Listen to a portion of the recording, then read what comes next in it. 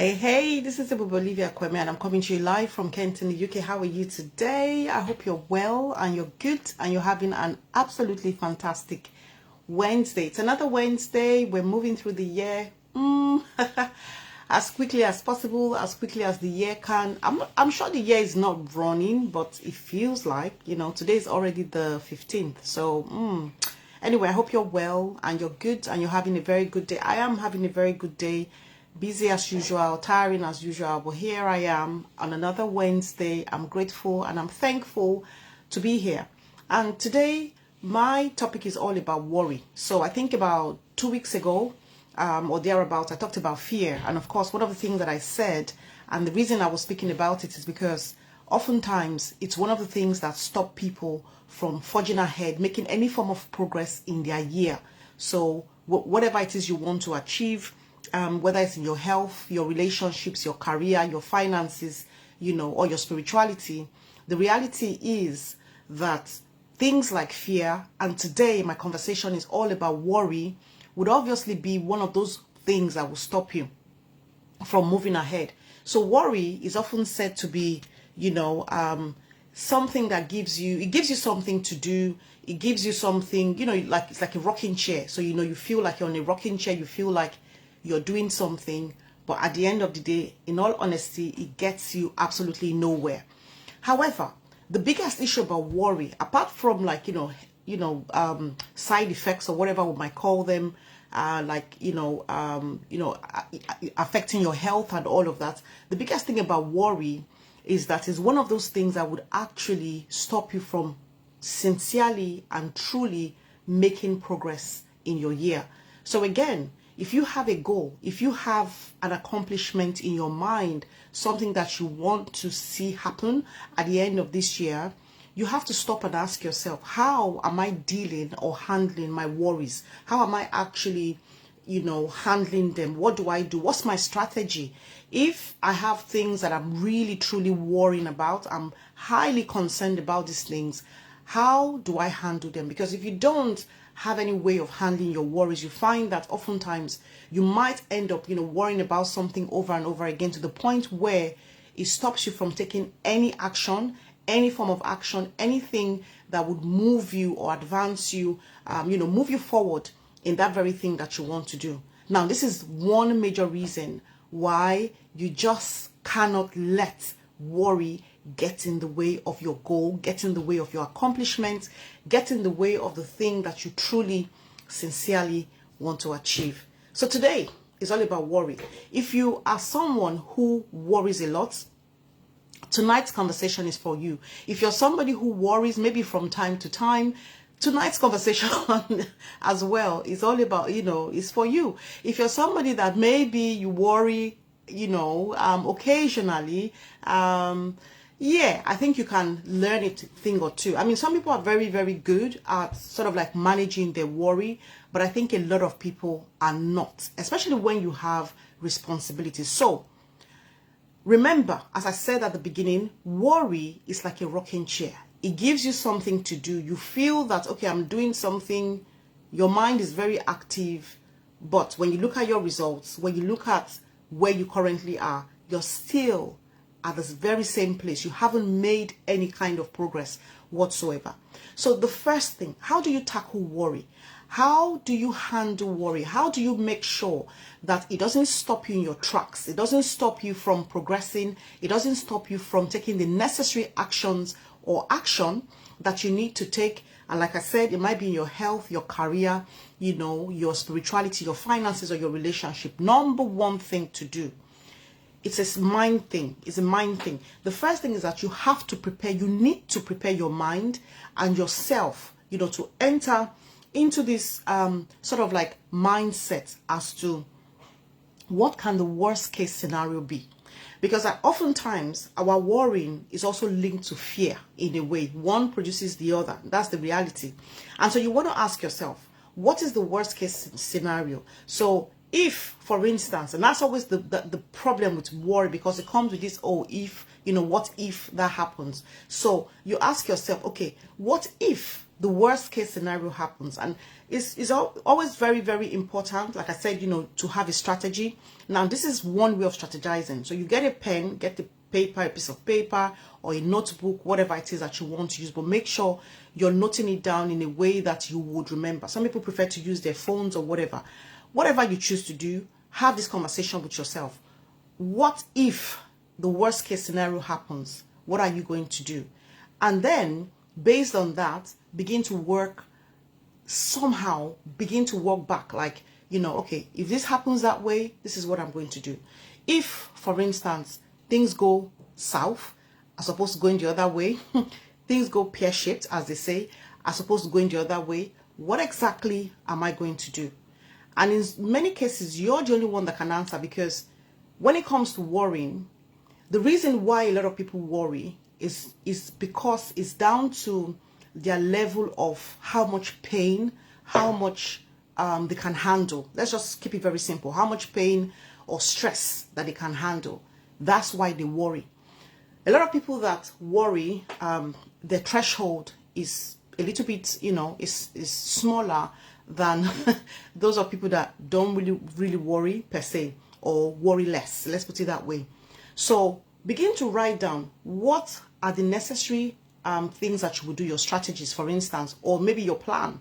If things go pear-shaped, if things don't happen the way you want them to happen, what are the things you're going to do? My suggestion is always to have at least 3 things, okay? If it doesn't happen this way, I can do this, or I can do this, I can do this. Kind of you're like your next call to action, or your next plan, your next step, really.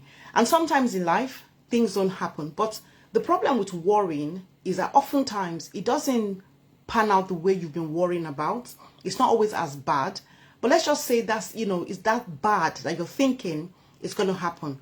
What exactly are you going to do? Take time and answer that question.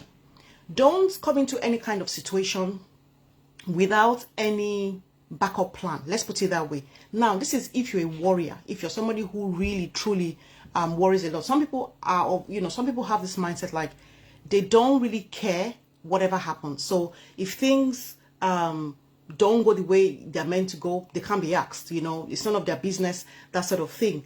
But for the most part, and for a lot of people, the reality remains that when things don't happen the way they want things to happen, they begin to worry. And so your number one way of handling worry, if you're the kind of person that you find that oftentimes you're always like worrying about one thing or the other, you have to step back and you have to ask yourself, if things don't go according to how I want things to go, what exactly would I do? What exactly would I do? And, run through these things maybe in your mind. Like I said, if you can, sort of like type them out, write them down, whatever it might be, try and do that. That's, number one. Now, number 2 is that it's very, very key. It's very, very important that you learn how to manage your expectations. Learn how to manage your expectations. Learn how to manage whatever outcomes that you feel should be happening at the end of a period, at the end of whatever it is that you're pursuing, and all of that. Learn how to manage your expectations. Hi, Ibidayo.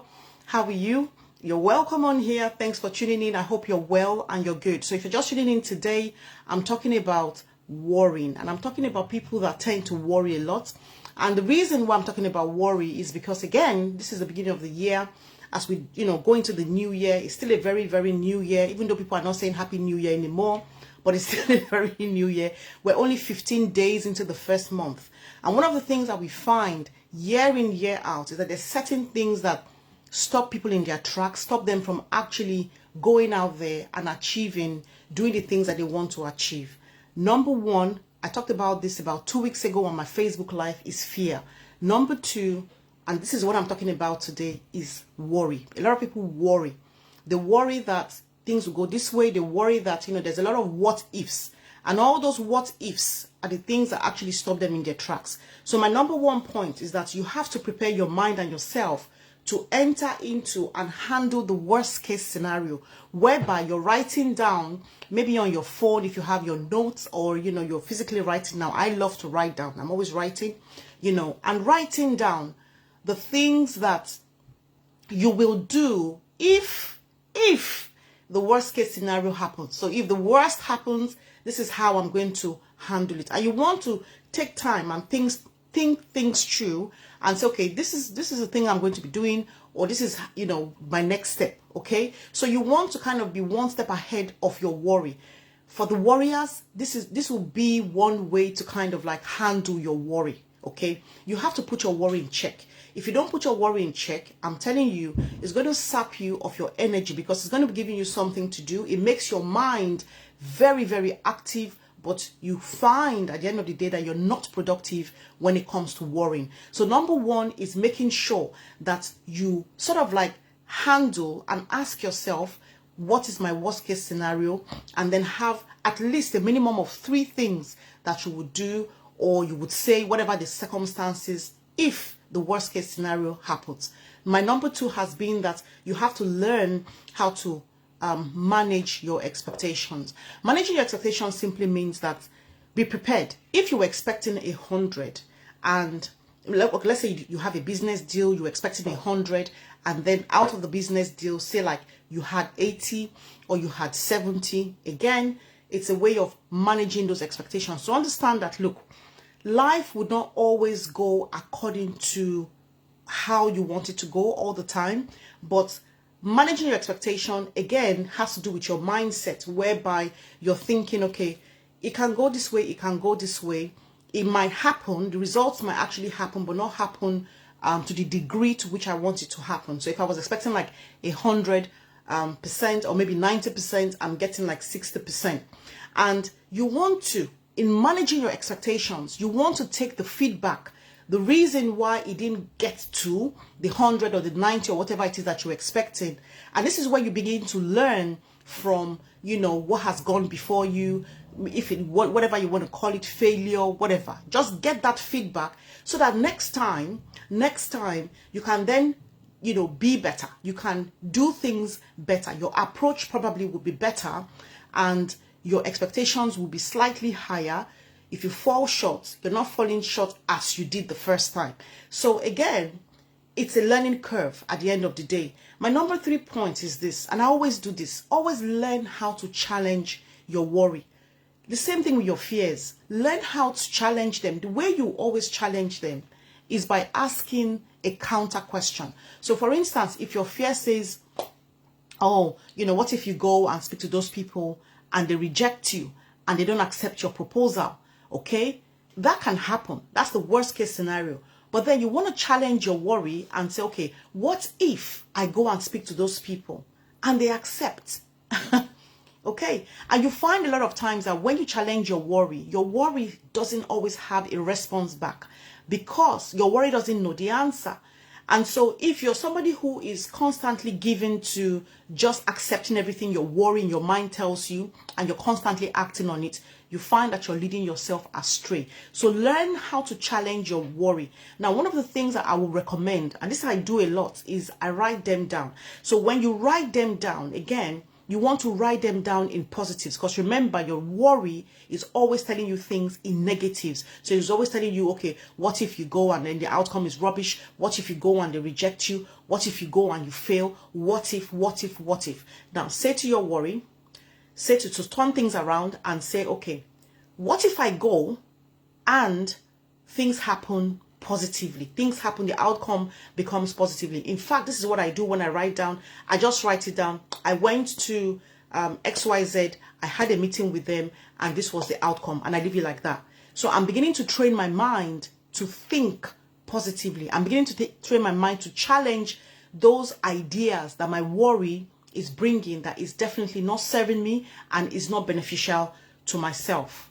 Now, I want to end with this, and this is very, very important that you take care and take note of this, that if the problem can be solved, why are you worrying? It's a question. If the problem before you, the issue before you, whatever it is that you're handling or you're dealing with, if it can be sorted out, if it can be solved, if there's a solution to it, my question is, why are you worrying?